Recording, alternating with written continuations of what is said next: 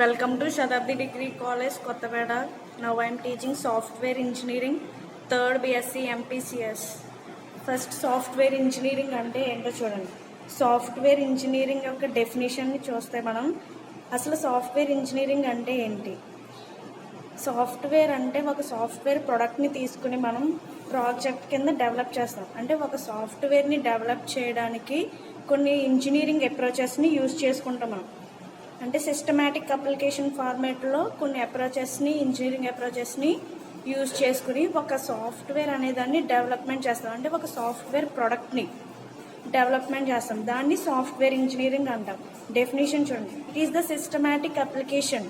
అంటే ఒక systematic application ఈ సాఫ్ట్వేర్ అనేది చూడండి of engineering approaches to the development of software. అంటే ఒక సాఫ్ట్వేర్ని డెవలప్మెంట్ చేయడానికి మనం ఇంజనీరింగ్ అప్రోచెస్ని యూజ్ చేసుకుంటాం. అలాగే ఇప్పుడు సాఫ్ట్వేర్ ఇంజనీరింగ్ యొక్క ఇంట్రడక్షన్ చూడండి. మెయిన్ మనం అసలు సాఫ్ట్వేర్ అనే దాన్ని ఎందుకు యూజ్ చేసుకుంటున్నాం, ఈ కాన్సెప్ట్ని ఎందుకు యూజ్ చేసుకుంటున్నాం చూడండి. ఫస్ట్ ఒక సాఫ్ట్వేర్ ప్రోడక్ట్ని మనం తయారు చేయాలనుకుంటున్నాం. అంటే డయాగ్రమాటిక్ రిప్రజెంటేషన్లో మనం ఇప్పుడు ఈ ఇంట్రడక్షన్ అనే దాన్ని చూస్తాం. సాఫ్ట్వేర్ ప్రోడక్ట్ ఎనీథింగ్ ఒక సాఫ్ట్వేర్ ప్రోడక్ట్ని తీసుకున్నప్పుడు మనం దాన్ని ఎలా డెవలప్మెంట్ చేయాలి అంటే ఫర్ సపోజ్ మనం ప్రాజెక్ట్స్ చేస్తాం. సాఫ్ట్వేర్ ప్రాజెక్ట్స్ చేసేటప్పుడు మనకి టైం పీరియడ్ ఉంటుంది. టైం పీరియడ్ అంటే లెటర్ సపోజ్ 3 months 6 months అంటే ఒక్కొక్క ప్రాజెక్ట్ ఆ సాఫ్ట్వేర్ యొక్క ప్రోడక్ట్ని బట్టి మనం టైం పీరియడ్ అనేదాన్ని తీసుకుంటాం.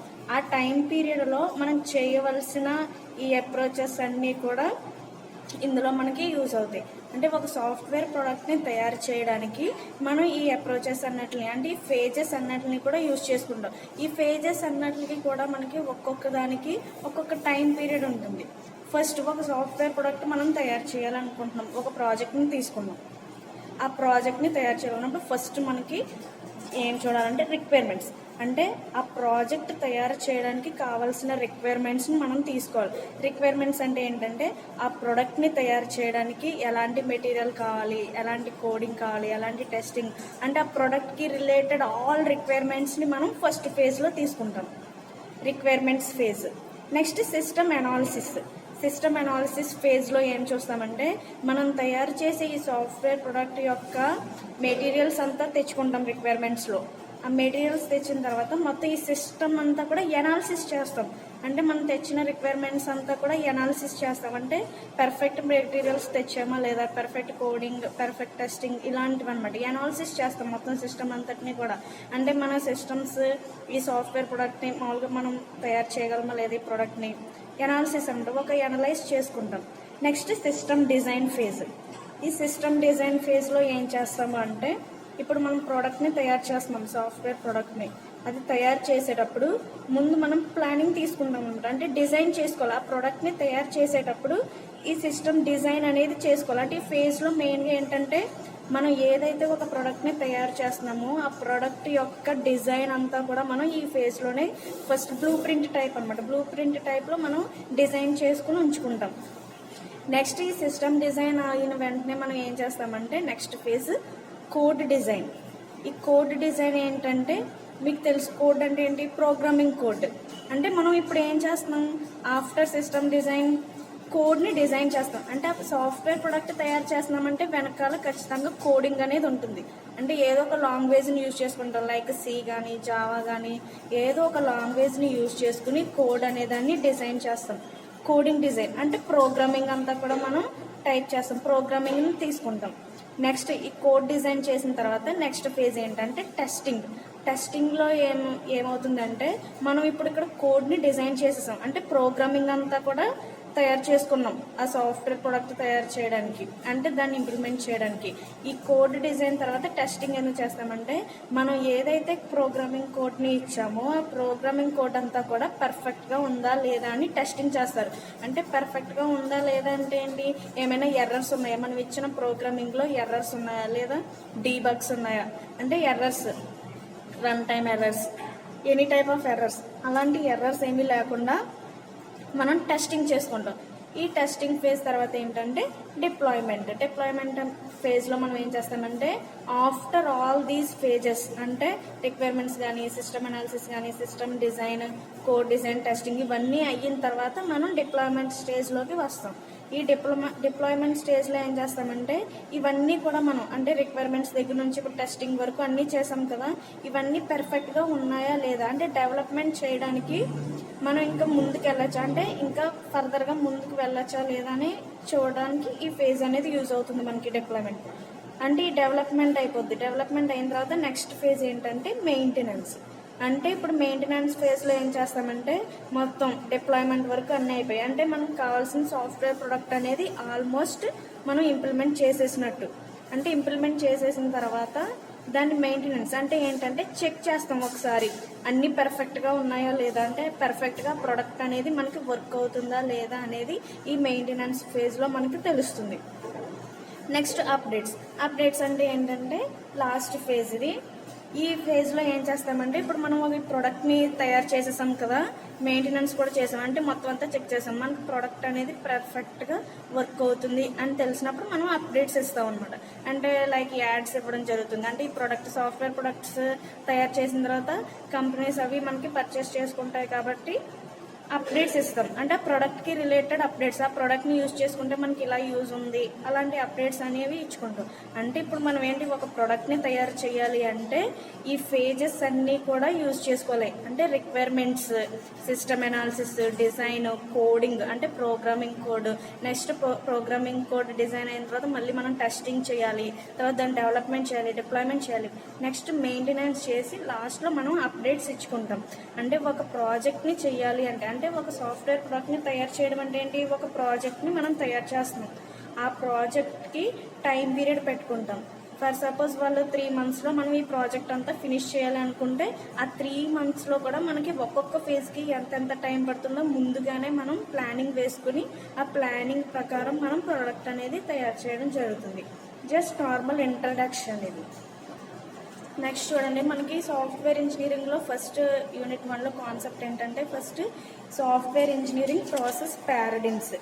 అంటే ఫస్ట్ ఈ సాఫ్ట్వేర్ ఇంజనీరింగ్ ప్రాసెస్లో యూజ్ చేసే పారాడిమ్స్ అనమాట. మెయిన్గా మనకి పారాడిమ్స్ అనేవి ఎలా యూజ్ అవుతాయని. అసలు యాక్చువల్గా పారాడిమ్ అంటే ఏంటో చూడండి. అంటే పారాడిమ్ అనేది ఏంటంటే ఒక ఎగ్జాంపుల్ లేదా ప్యాటర్న్, అంటే ఒక డయాగ్రమాటిక్ రిప్రజెంటేషన్ అనమాట పారాడిమ్ అనేది. అంటే అది ఎందుకు యూజ్ అవుతుంది అంటే మనకి ఏవైనా కాన్సెప్ట్స్ కానీ వాల్యూస్ కానీ అలాగే పర్చేసెస్ని కానీ డయాగ్రమాటిక్గా రిప్రజెంటేషన్ చేసేటప్పుడు కానీ ఈ పారాడిమ్స్ అనేవి యూజ్ అవుతాయి.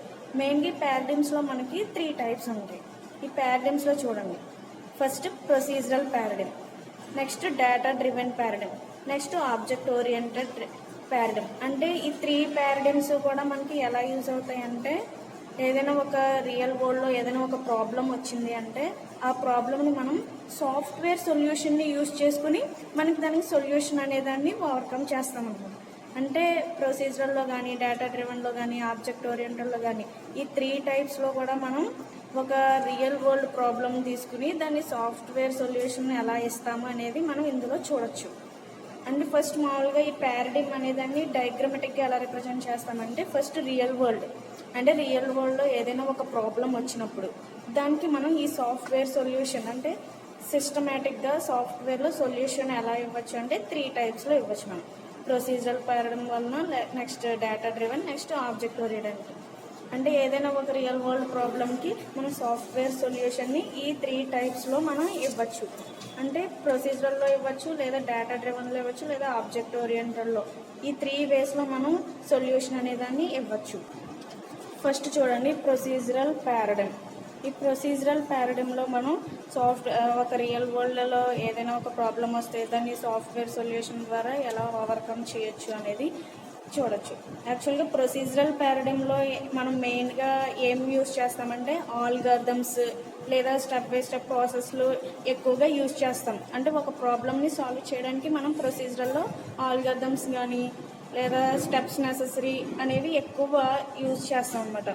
అలాగే ఏంటంటే ఇది మనకి ఈ ప్రొసీజరల్ పారాడిమ్ అనేది ఇంకా ఎలా యూజ్ అవుతుందంటే decomposes the problem into more simple sub problems. అంటే ఏంటి, ఒక చిన్న చిన్న ప్రాబ్లమ్స్ వచ్చినప్పుడు దాన్ని డీకంపోజ్ చేస్తుంది. అంటే ఏదైనా ఒక బిగ్ ప్రాబ్లం వచ్చిందనుకోండి రియల్ వరల్డ్లో, దాన్ని ఇలా స్మాల్గా అంటే ఒక చిన్న చిన్న సబ్ ప్రాబ్లమ్స్గా సాల్వ్ చేసుకుంటుంది. అంటే ఒక సింపుల్ వే చూసుకుంటుంది అనమాట ఈ ప్రొసీజరల్ పారాడిమ్ అనేది.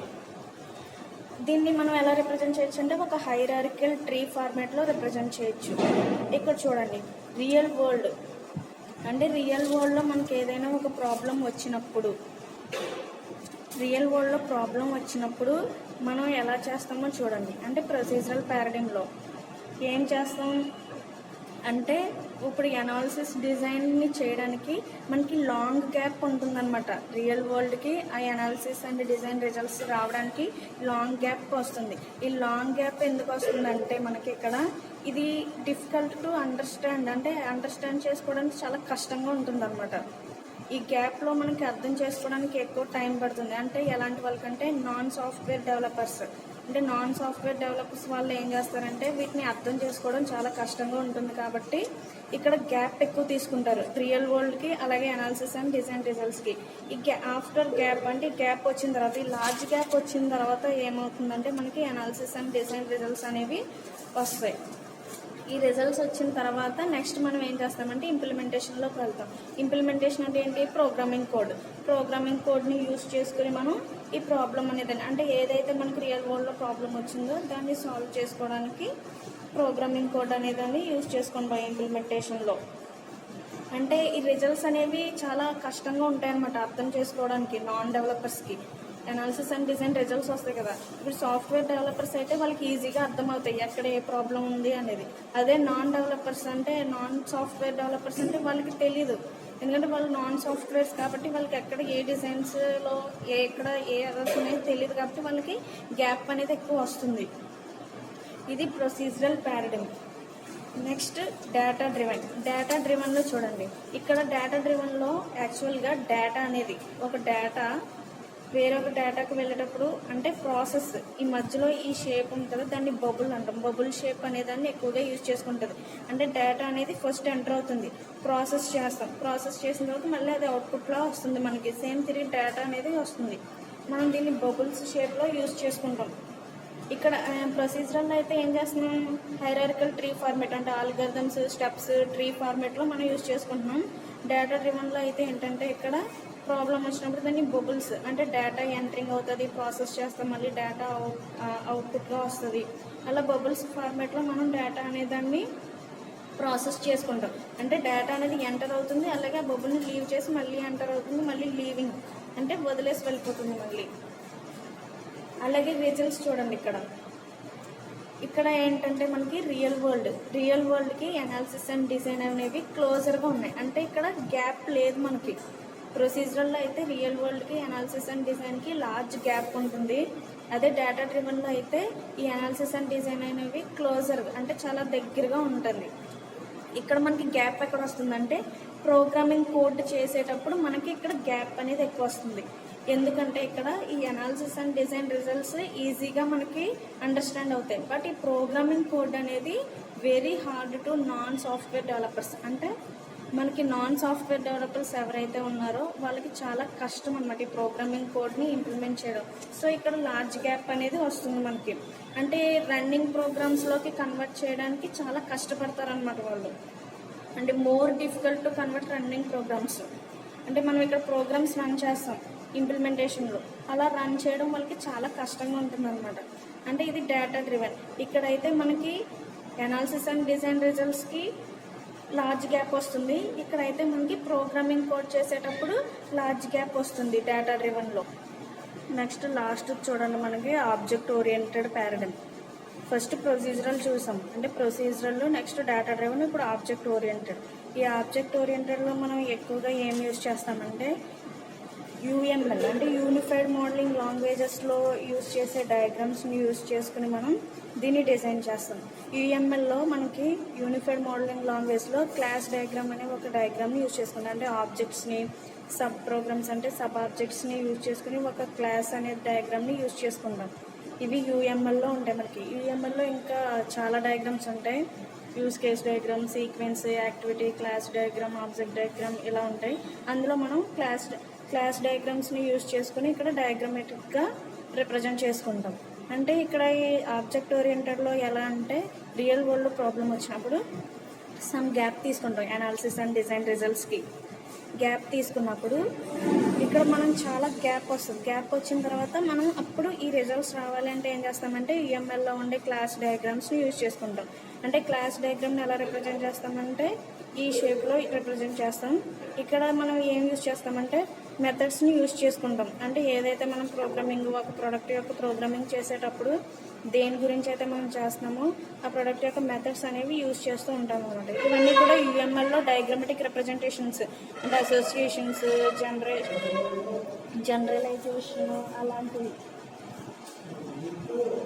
నెక్స్ట్ ఇక్కడ క్లాస్ డయాగ్రామ్స్ అవి యూజ్ చేసిన తర్వాత మనకి అనాలిసిస్ అండ్ డిజైన్ రిజల్ట్స్ అనేవి మనకి వస్తాయి. ఇప్పుడు నెక్స్ట్ మళ్ళీ సమ్ గ్యాప్ వస్తుంది. ఆ గ్యాప్ వచ్చిన తర్వాత లాస్ట్లో ఏం చేస్తామంటే ఇంప్లిమెంటేషన్ చేసుకుంటాం. అంటే ప్రోగ్రామింగ్ కోడ్ యూజ్ చేసుకుని ఇంప్లిమెంటేషన్ అనేది చేస్తాం. అంటే ఈ ఆబ్జెక్ట్ ఓరియంటెడ్లో మెయిన్గా మనం ఏం యూజ్ చేసుకుంటామంటే యూఎంఎల్ డయాగ్రామ్స్ని యూజ్ చేసుకుంటాం. Unified modelling language. సాఫ్ట్వేర్ ఇంజనీరింగ్లో మెయిన్గా మనం యూఎంఎల్ అనే దాన్ని ఎక్కువగా యూజ్ చేసుకుంటాం. ఈ యూఎంఎల్ అనేది మనకి డయాగ్రామ్స్ అనేవి ఎందుకు యూజ్ అవుతాయంటే ప్రోడక్ట్ని తయారు చేసేటప్పుడు ఆ ప్రోడక్ట్ని డయాగ్రామటిక్గా రిప్రజెంటేషన్స్ చేయాల్సి వచ్చినప్పుడు మనం యూఎంఎల్ అనే దాన్ని ఎక్కువగా యూజ్ చేసుకుంటాం. ఇది ఆబ్జెక్ట్ ఓరియంటెడ్ అంటే ఈ 3 పారాడిమ్స్ని యూజ్ చేసుకుని రియల్ వరల్డ్లో ఒక ప్రాబ్లం వచ్చినప్పుడు ఆ ప్రాబ్లమ్ని మనం సాఫ్ట్వేర్ సొల్యూషన్ ఎలా క్రియేట్ చేస్తాము అనడానికి ఈ 3 వేస్లో మనం రిప్రజెంటేషన్స్ చేసుకుంటాం. నెక్స్ట్ దీని కంటిన్యూషన్ పార్ట్ 2లో చూడండి.